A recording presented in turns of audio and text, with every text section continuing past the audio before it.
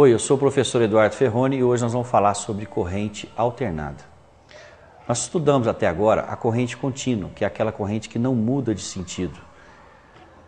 O que nós vamos falar agora é sobre a alternada e as suas características. A corrente alternada, ela inverte o sentido, ela percorre um condutor nos dois sentidos. Um exemplo de corrente alternada, vendo pelo gráfico aqui, nós podemos perceber que a corrente alternada ela vai aumentando e depois ela passa a diminuir num sentido. Depois ela inverte o sentido aqui quando o eixo está no eixo zero aqui. Ela inverte o sentido e passa a deslocar no sentido contrário. Também cresce no sentido invertido, depois decresce no sentido invertido. E assim, periodicamente.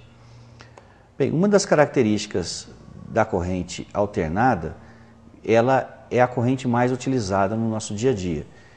E nós podemos perceber que existe na corrente alternada, por ela ser periódica, o que nós chamamos de ciclo. O ciclo é o que vocês podem visualizar do ponto A até o ponto B. Ele é um ciclo, ou seja, a corrente ela percorreu os 360 graus dessa corrente, ou seja, nos dois sentidos ela foi uma única vez. O número de ciclos em um segundo nós chamamos de frequência.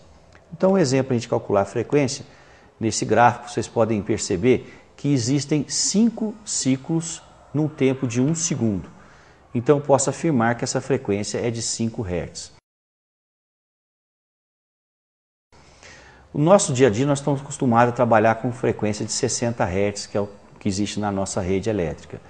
Isso significa que essa tensão elétrica alternada, ela tem uma variação de 60 vezes em 1 segundo, 60 ciclos por segundo. Bem, vamos fazer agora uma analogia sobre o que é ciclo e o que é período. Período é o tempo em segundos de um ciclo.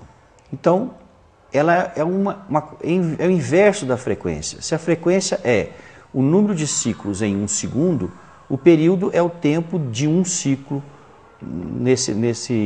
É o inverso da frequência. Vocês podem perceber que período é 1 sobre F. Quando eu falei sobre corrente alternada, isso vale para tensão alternada também. E eu espero que essa aula tenha ajudado os senhores a entender o que é uma corrente alternada e a diferença entre a corrente contínua. Por hoje é isso. Obrigado.